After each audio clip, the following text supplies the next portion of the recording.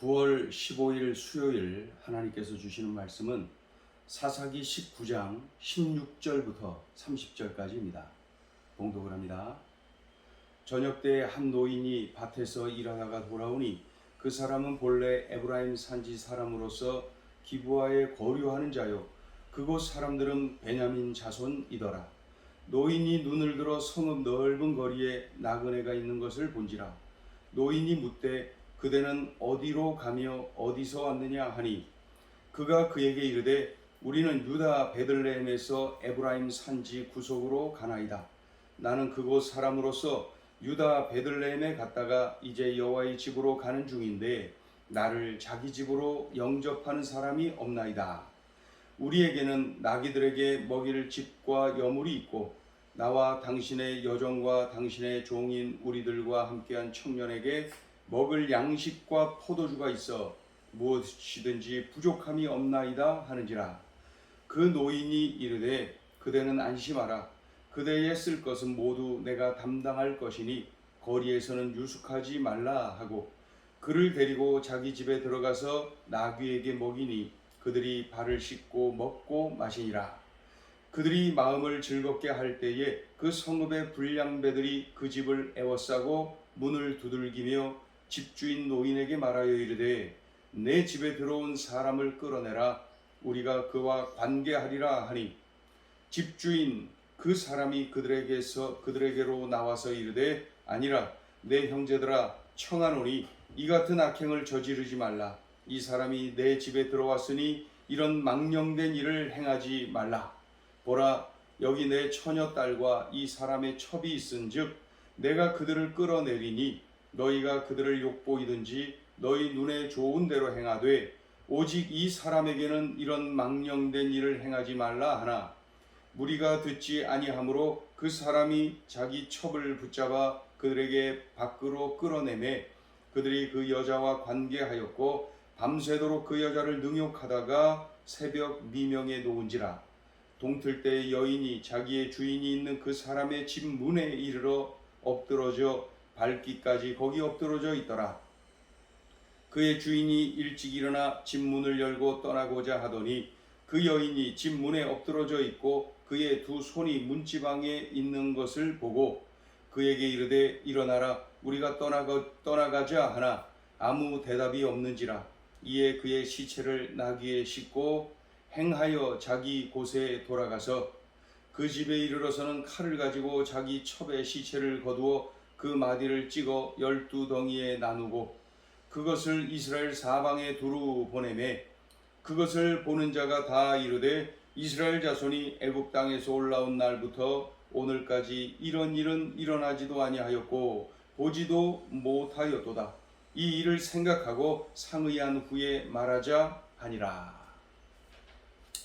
한 레위인과 그의 첩 그리고 종이 나귀 2마리를 끌고 도착한 곳이 어디입니까? 이스라엘 백성의 땅 베냐민 지파의 땅인 기브아이죠. 기브아. 일부러 그 이스라엘 백성의 땅으로 온 것입니다. 기브아. 때가 저녁이었는데 어디 누구 한 사람 자기 집으로 가자고 안내해 주는 사람 또 영접해 주는 사람이 없었어요. 그런 그때에 한 노인이 그들을 발견하고 자신의 집으로 인도를 합니다. 자, 우리 20절 21절 읽어보죠. 그 노인이 이르되 그대는 안심하라. 그대의 쓸 것은 모두 내가 담당할 것이니 거리에서는 유숙하지 말라 하고 그를 데리고 자기 집에 들어가서 나귀에게 먹이니 그들이 발을 씻고 먹고 마시니라. 이 노인은 하나님 말씀을 지키려고 노력하는 믿음의 사람인 것으로 느껴지지요. 그런데 그날 밤 비극이 일어납니다. 그 성읍의 불량배들이 그 노인의 집을 에워싸고 문을 마구 두드리죠. 왜요? 그 레위인을 끌어내라는 거예요. 자신들에게 달라는 거예요. 왜요? 남색하려고. 동성 간의 성관계를 하겠다는 것입니다. 22절 보세요. 그들이 마음을 즐겁게 할 때에 그 성읍의 불량배들이 그 집을 에워싸고 문을 두들기며 집주인 노인에게 말하여 이르되 내 집에 들어온 사람을 끌어내라. 우리가 그와 관계하리라 하니. 이 남색하겠다는 거예요. 관계하리라. 이 남자들 간에 동성 간에 성관계를 하겠다는 것입니다. 그러자 노인이 말합니다. 내 집에 들어온 손님이다. 이러면 안 된다. 이것은 죄악이다. 이러면 안 된다. 그러더니 이 노인이 한 가지를 제안합니다. 그 제안이 뭡니까? 남색을 하지 말고 여기 내 처녀 딸이 있으니 너희 마음대로 해라. 그리고 이 레위인의 첩이 있는데 이 여자 역시 너희들이 마음대로 해라. 자신의 딸과 그 손님의 첩을 내어주겠다는 거예요. 그 대신에 남색은 하지 말라. 이 남자는 건드리지 말라. 이렇게 이야기를 합니다. 우리가 이해하기가 좀 어렵지요? 그 당시는 남성 중심의 사회였구나 하는 것을 철저하게 느낄 수가 있어요. 그럼에도 불구하고 이 노인은 지금 죄악, 이 악한 것과 또 악한 세력과 타협을 하고 있는 것입니다. 예. 악은 타협의 대상이 아닌데 이 노인은 지금 이 남자 대신에 하면서 딸과 그 손님의 첩을 내어주면서 타협을 제시하는 것을 볼 수가 있죠. 자, 24절을 봅니다. 보라, 여기 내 처녀딸과 이 사람의 첩이 있은즉 내가 그들을 끌어내리니 너희가 그들을 욕보이든지 너희 눈에 좋은 대로 행하되 오직 이 사람에게는 이런 망령된 일을 행하지 말라. 이렇게 말을 합니다. 그럼에도 불구하고 불량배들이 말을 듣지 않아요. 그러자 이 다급한 상황에서 레위인이 얼른 자신의 첩을 끌어다가 문 밖으로 던집니다. 밀어내버려요. 그리고 문을 닫아버리죠. 그러자 그들이 그 짐승처럼 달려들어서 그 여자를 끌고 가서 그 관계를 하는데 여러 명의 남자가 남자가 한 여자를 밤새 성폭행을 하는 것을 볼 수가 있죠. 그리고 나서 새벽에 이 여인이 지칠 대로 지쳐서 이제 그 남편이 있는 집, 그 노인의 집으로 찾아왔어요. 그래놓고 그 집 문지방에 넘어져서 엎드러져서 그곳에서 죽습니다. 레위인이 아침에 출발하려고 나오다가 그 문 앞에 쓰러져 죽어 있는 그 자신의 첩을 발견하고 나귀에 싣고 자신의 집으로 돌아갑니다. 그런 다음에 어떻게 했어요? 이 시신을 12토막을 냅니다. 그래서 이스라엘 12지파에 각각 보내는 것이죠. 기부와 불량배들에게 복수를 해주기를 호소하는 그러한 그 내용으로 보낸 것입니다. 아주 비극이죠. 자, 29절 30절 읽습니다. 29절 30절. 그 집에 이르러서는 칼을 가지고 자기 첩의 시체를 거두어 그 마디를 찍어 12덩이에 나누고 그것을 이스라엘 사방에 두루 보내매 그것을 보는 자가 다 이르되 이스라엘 자손이 애굽 땅에서 올라온 날부터 오늘까지 이런 일은 일어나지도 아니하였고 보지도 못하였도다. 이 일을 생각하고 상의한 후에 말하자 하니라. 자, 오늘 주시는 메시지입니다. 첫째, 말씀을 떠나면 하나님의 질서를 깨뜨린다.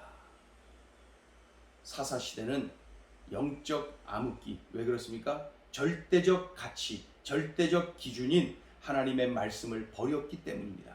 그러니까 하나님의 말씀을 버리니까 육신이 원하는 대로 사는 거예요. 각기 소견에 옳은 대로 사는 것이죠. 타지에서 남자가 왔다. 이 정보를 입수하자마자 뭇 남자가 달려왔습니다. 그 남자 내놔라. 그 남자와 성관계를 하겠다. 이 짐승떼처럼 느껴지지 않습니까? 동성 간의 이런 행동은 하나님의 창조 질서를 깨는 것입니다. 소돔성이 왜 멸망했습니까? 바로 이러한 죄악으로 인해 하나님이 치신 것이죠. 말씀을 떠나면 하나님의 질서를 깨뜨립니다. 우리 사회도 지금 핫 이슈 아닙니까? 동성혼 이것을 합법화해라. 그러한 그 법을 만들자는 거예요. 그런데 안 됩니다. 하나님이 하지 말라 했습니다. 하나님이 원치 않아요. 하나님이 반대하십니다. 안 됩니다. 그리고 하나님의 창조 질서를 깨는 것입니다. 이거 안 됩니다. 그리고 소돔처럼 멸망당할 것입니다. 하나님이 손보시는 거예요. 말씀을 떠나면 하나님의 질서를 이렇게 깨뜨리죠. 사사시대, 그 시대를 영적 암흑기라고 합니다. 여기 보니까 왜 영적 암흑기였나 구체적으로 보면은 레위인이 말씀을 떠났어요. 그러니 이스라엘 온 민족이 말씀을 떠납니다.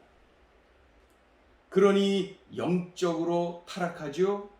영적으로 타락하니 도덕적으로 타락합니다. 그러다 보니 하나님을 대항합니다. 하나님의 질서를 마구 깹니다. 말씀을 떠난다는 것이 이렇게 무섭습니다. 우린 늘 하나님의 말씀을 붙잡고 살아야 돼요. 하나님의 말씀을 척도로, 기준으로, 캐논으로 붙잡고 살아야 되는 거예요. 하나님의 말씀을 떠나면은 하나님을 대항합니다. 하나님의 질서를 깹니다. 저주받을 그러한 짓을 하게 되는 것이죠. 말씀을 떠나면 이렇게 됩니다. 자, 둘째 주시는 메시지입니다. 레위인이 말씀을 떠나면 온 민족이 타락한다. 레위인이 말씀을 떠나면 온 민족이 타락합니다. 어제 또 오늘 우리가 이 본문을 보면은 그 시대가 얼마나 타락했는지를 느낄 수가 있죠. 남색을 하기 위해서 한밤중에 뭇 남성들이 달려옵니다. 무슨 짐승떼처럼 먹잇감을 발견한 짐승떼가 서로 가지려고 막 달려온 그러한 분위기가 느껴지지 않습니까? 도덕적으로 철저하게 타락했구나 느낄 수가 있어요. 남자를 달라고 소리칠 때 그 레위인이 자신의 첩을 끌어다가 문 밖으로 얼른 던집니다. 그리고 문을 닫죠. 그러자 문 남자가 그 여자에게 달려들어서 밤새 성폭행을 합니다. 새벽이 되도록 말이죠. 문 남자가 한 여자를 성폭행을 하는데 밤새 새벽이 되도록 말이죠. 무슨 짐승떼처럼 느껴지지 않습니까? 도덕적으로 철저하게 타락한 그 시대의 모습을 볼 수가 있어요. 레위인이 첩의 시체를 가져다가 12토막을 내서 12지파에게 각기 보냅니다.